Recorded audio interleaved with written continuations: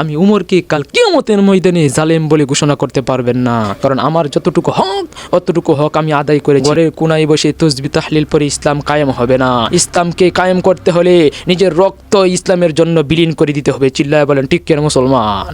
সম্মানিত সুদী, আপনাদের সামনে আমি যে টপিকটা নিয়ে আলোচনা করব সেই টপিকটা হলো this is my super hero of উম্মাহ। সম্মানিত সুদী, আল্লাহর নবী হযরত ওমরের ব্যাপারে তিনি নিজে সার্টিফিকেট দিয়েছেন। কি দিয়েছেন?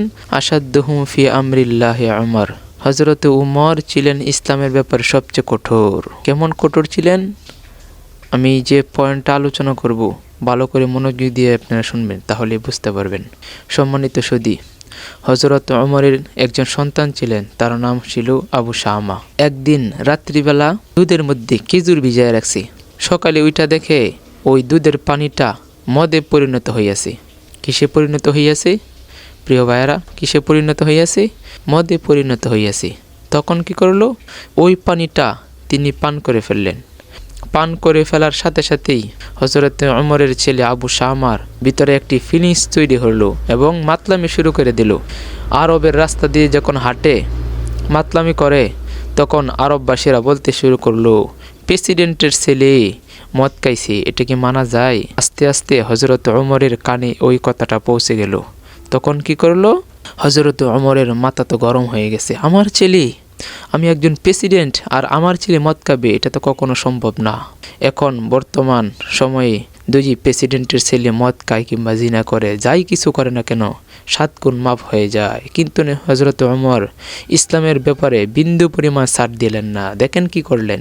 হযরত ওমর সমস্ত সাহাবায়ে কেরামের উদ্দেশ্যে ভাষণ রাখেন। হযরত ওমর ঘোষণা করে দিছি, নামাজের পর আমার ছেলে আবু শামার বিচার হবে। কেন? বলতেছে আমার ছেলে মদ খেয়েছি। হযরত ওমর দেখেন ইসলামের ব্যাপারে কেমন কঠোর ছিলেন। হযরত ওমর তার ছেলে মদ খাইছে এই কথাটা মেনে নিতে পারে নাই। হযরত ওমর কি করলেন?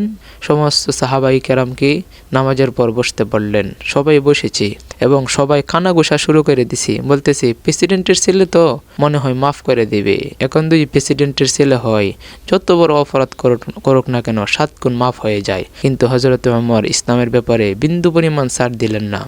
সাহাবীরা কানাঘুষা শুরু করে দিছে, বলতেছে প্রেসিডেন্টের ছেলে তো মনে হয় মাফ করে দিব। আর কয়েকজন সাহাবী বলতেছে মাফ না করলেও 10টা দিব। আর কয়েকজনে বলতেছে মাফ যদি নাও করে তাহলে 20টা বেত দিয়ে ছেড়ে দিবে।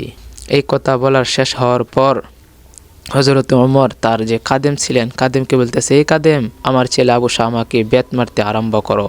সর্বপ্রথম হাত বান্ধো, পা বান্ধো এবং বেত মারতে আরম্ভ করো।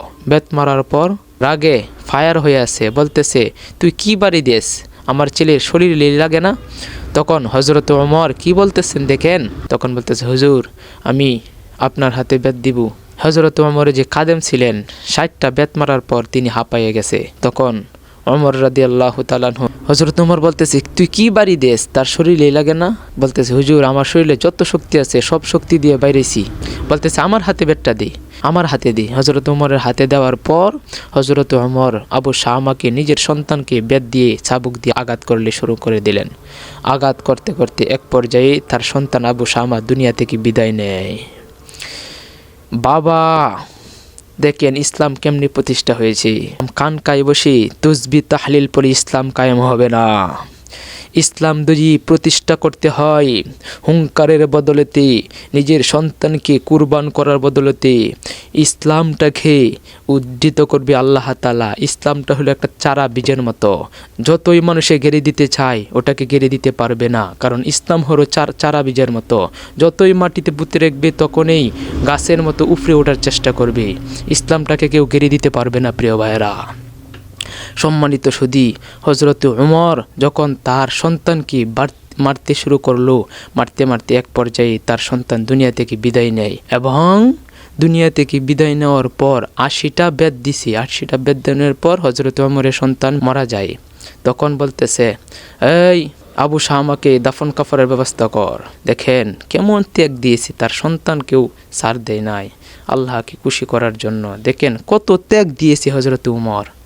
হযরত ওমর বলতেছে আবু শামাকে দাফন কাফনের ব্যবস্থা কর। দাফন কাফনের ব্যবস্থা হলো। তখন কি করলেন?